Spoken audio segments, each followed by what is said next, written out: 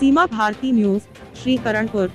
Lockdown के बाद शराब के ठेके बंद होने के कारण क्षेत्र में ही शराब ठेकेदारों के कारिंदों द्वारा कस्बे में महंगे दामों पर शराब बेची जा रही है।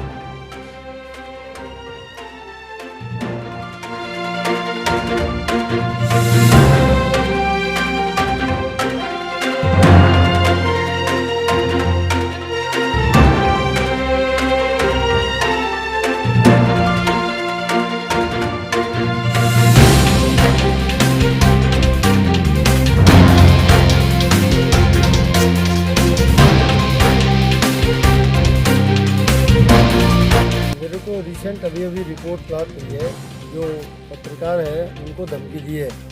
शराब का जो ठेकेदार जो है, जिसके बारे में ये कहा गया है कि अनाधिकृत रूप से शराब बेचता है, और उसकी कंप्लेंट करने पर उसने जो है उसकी दुकान पर जा करके और रिवॉल्वर देसी कट्टा तान करके वो धमकी दी है। ये रिपोर्ट अभी मुझे प्राप्त हुई है। इसमें जो है त्वरित कार्रवाई की जाएगी। मैं श्याम वर्मा, पत्रकार संघ का संरक्षक हूँ यहाँ स्थानीय स्तर पे।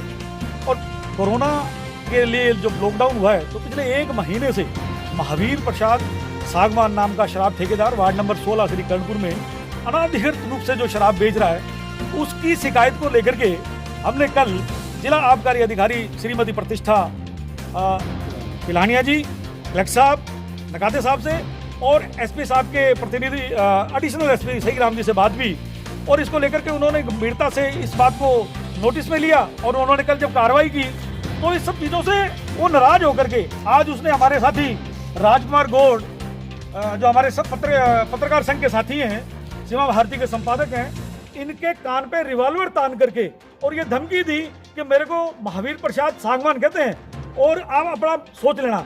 और उन्होंने यह कहते हुए पिछले साल उन्होंने एक पत्रकार को पीटा था, उस पत्रकार का नाम लेते हुए कहा कि मैं पत्रकारों को पीटने का शौक रखता हूं। ऐसे सामाजिक तत्व शराब के ठेकेदार जो इलीगल रूप से शराब बेच रहे हैं और इस प्रकार से वो अपनी धौंस जमाएंगे, तो मैं ये सोचता हूं कि ये प्रशासन की भी नाकामी है। अगर इस विषय में कोरोना को देखते हुए सभी पत्रकार साथियों ने इस बात का फैसला किया है कि हम इसको सामूहिक रूप से तो नहीं उठाएंगे, परंतु अगर प्रशासन ने इसको समय रहते हुए दंडित नहीं किया तो हमारे आक्रोश का सामना प्रशासन को भी झेलना पड़ेगा। मैं दोपहर में लगभग अपने घर पे था, और कल हमने